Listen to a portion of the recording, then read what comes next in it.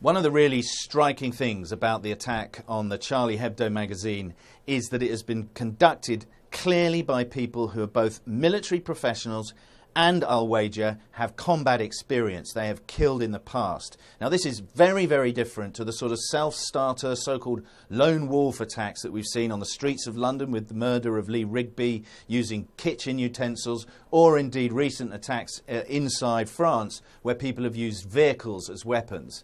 This is using old-fashioned infantry tactics to cause mayhem on the streets of Paris. Now, let's have a look at the first piece of video footage.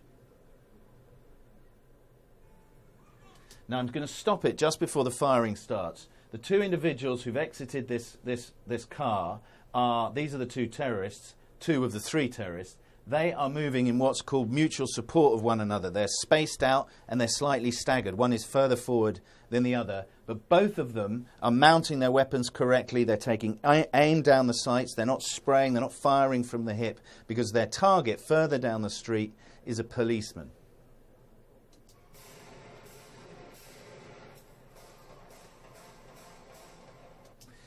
Each one of those shots we just heard has been individually fired off. It's been carefully pulled. That's called an aimed shot. It's not fired on automatic. Again, a sign of professional training. In the heat of the moment, less well-trained people start firing on automatic. They get frightened. They get excited. Their victim is a policeman. We blurred out the image of him. He's lying on the ground. He's got his hands in the air. Now, the two gunmen approach, and this is the striking thing. They, again, are moving in mutual support.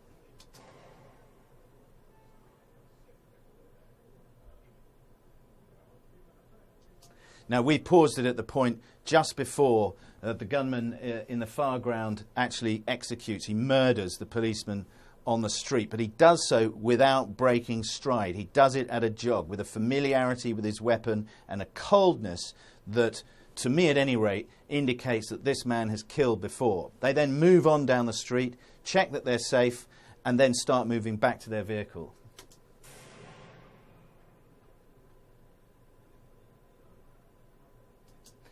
Now there, just in the background, this gunman is making some hand signals saying, that's it, wrap up. That's a signal that in broad terms means regroup, get back to the vehicle. He's signalling to the guy behind him, job done, let's get out of here. Now in this second video we see a similar level of mutual support, but this is an infantry manoeuvre known as moving one another.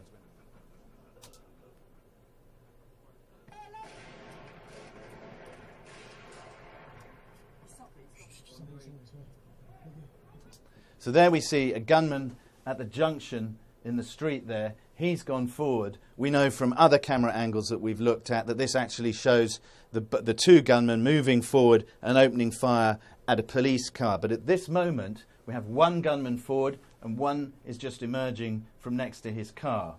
Now the first gunman opened fires and then is joined by the second one. The second one is bounding forward in that standard infantry way.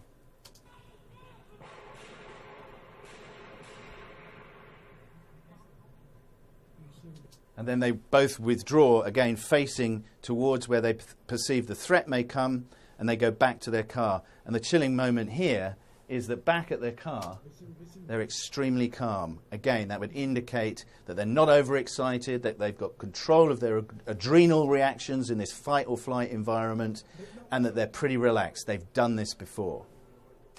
When people are learning to use weapons, especially automatic weapons, they tend to jump around. They've got a big kick and they're a bit frightening. People close their eyes, and so the bullets tend to spray all over the place. It takes a degree of training and a degree of experience to fire accurate shots when under pressure, let alone when faced with combat. In this case, we see a police vehicle that's got a very tight grouping of probably shots fired on double tap. That's when two shots are pulled off almost simultaneously, but after careful aiming. They're all in a very similar area. Now, this may have been at relatively short range, but with an AK-47 that tends to leap in the air, this is a clear indication that somebody has proper weapons training and is...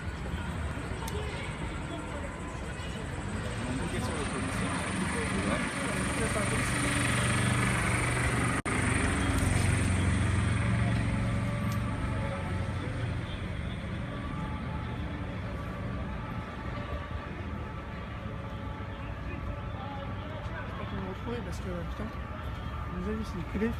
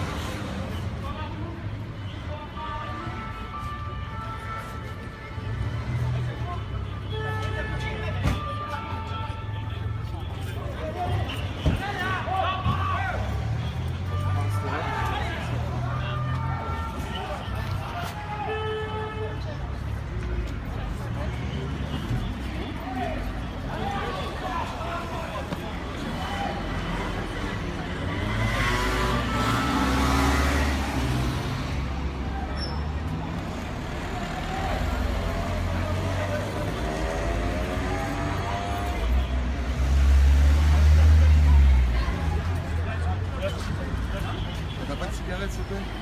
Fais pas ça, frère, c'est un keuf qui est à terre, fais pas ça, mon frère.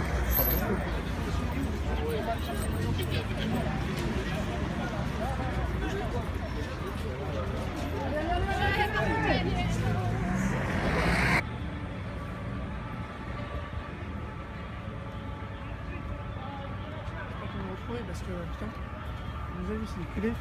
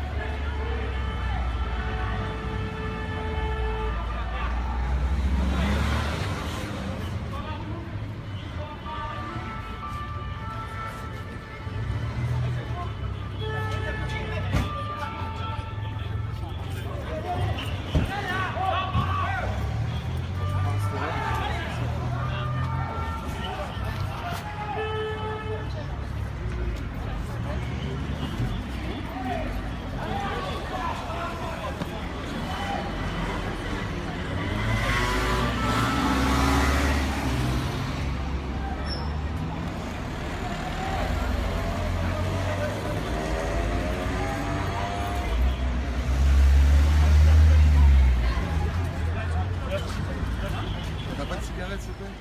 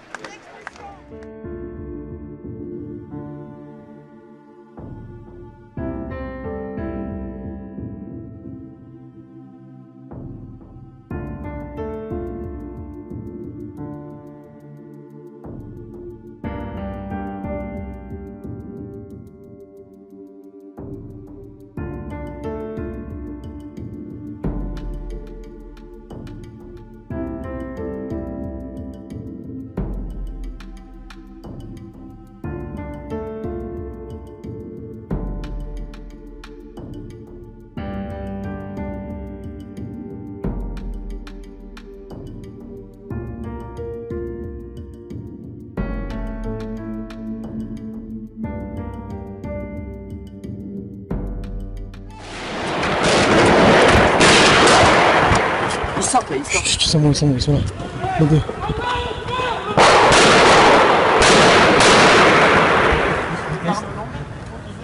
Baissez-vous. Baissez-vous. Tu les vois encore? Mais non, Edouard, debout. Edouard.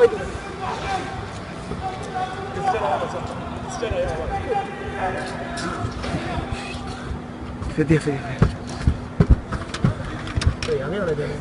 Bougez pas.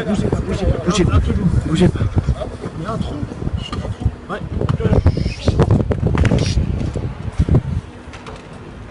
Bougez pas, bougez surtout pas.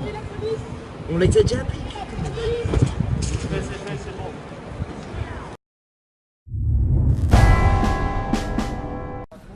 And Jim, Chris, you're just getting some more information. The mayor is telling CNN that the two brothers at the industrial park are dead, that they've been killed as a result of the assault.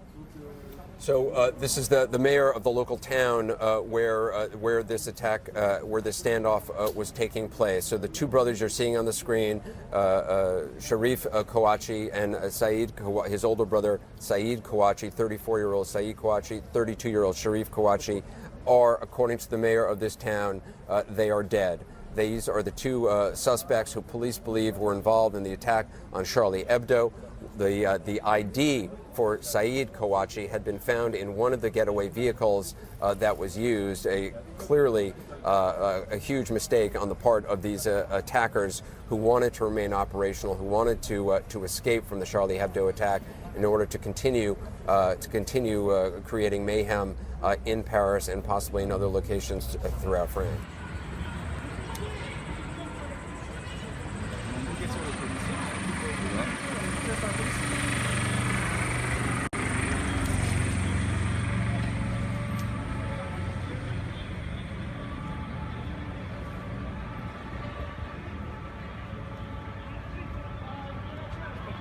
Parce que putain, vous avez vu, c'est culé.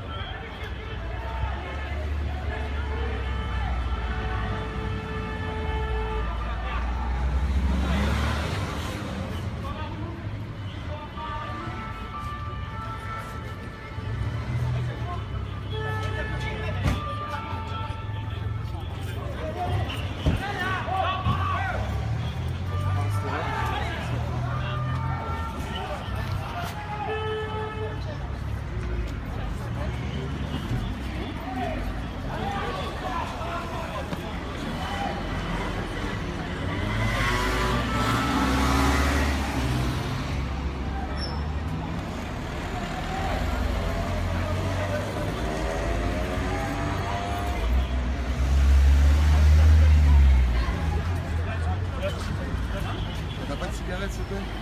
Fume pas ça, frère, c'est un keuf qui est à terre, fume pas ça, mon vieux.